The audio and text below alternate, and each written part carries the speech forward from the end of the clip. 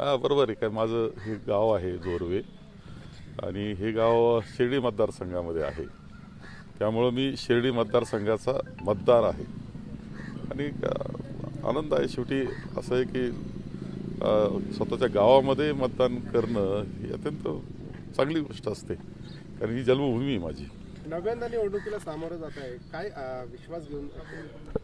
हे खरं आहे की आता विधानसभेतल्या सर्व सदस्यांमध्ये सर्वात ज्येष्ठ मी आहे आणि यामध्ये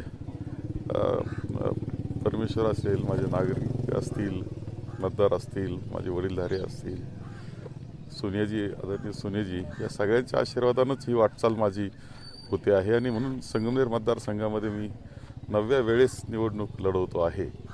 मला खात्री आहे की माझे मतदार मला चांगली साथ देतील, चांगले आशीर्वाद देतील. जिल्ह्यात 12 जागांपैकी महाविकास आघाडीची काय परिस्थिती राहील, काय विषय आहे? नाही, मला तर महाविकास आघाडीच्या 12ही जागा येतील असं वाटतंय. प्रचार तोफा थंडावल्यानंतर आपण पाहिलं तर राज्यात अनेक ठिकाणी हिंसक घटना घडल्या. अनिल देशमुखांची असेल, एका ठिकाणी भाजपच्या उमेदवाराच्या बहिणीला असेल, काल भाऊसाहेब कांबळेंच्या गाडीवर गोळीबार झाला असेल. कुठं चालली आहे निवडणूक? हे दुर्दैवानं परिस्थिती तर महाराष्ट्राची गेल्या 2-2.5 वर्षात अत्यंत कठीण झालेली आहे. ही वस्तुस्थिती आहे.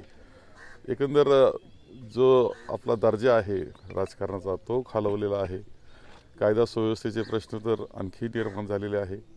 ही स्थिती आहेच आहे. मान्य करावं लागते की काळजीच्या गोष्टी आहेत.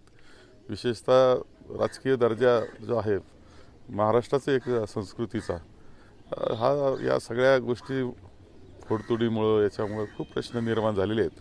हे सगळं दुरुस्त करण्याची जबाबदारी पहिली तर आता मतदारांची आहे आणि त्यानंतर आमची आहे. महाविकास आघाडीचं राज्यात काय चित्र राहील, किती जागा अपेक्षित आहेत?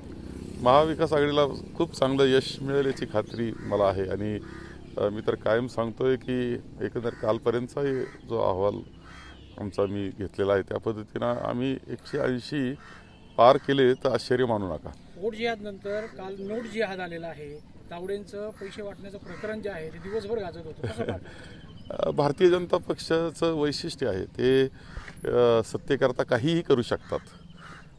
त्यांना त्याचा कोणता विधिनिषेध असण्याचं काही कारण नाही. मग तो धर्माचा वापर असेल नाही तर नोटचा वापर असेल, म्हणजे पैशाचा वापर असेल, हे तर त्यांचं आहेच आहे. सत्तेसाठी काहीही ही त्यांचं ध्येय वाक्य आहे. त्या पद्धतीने काल आम्हाला पाहावयास मिळालं.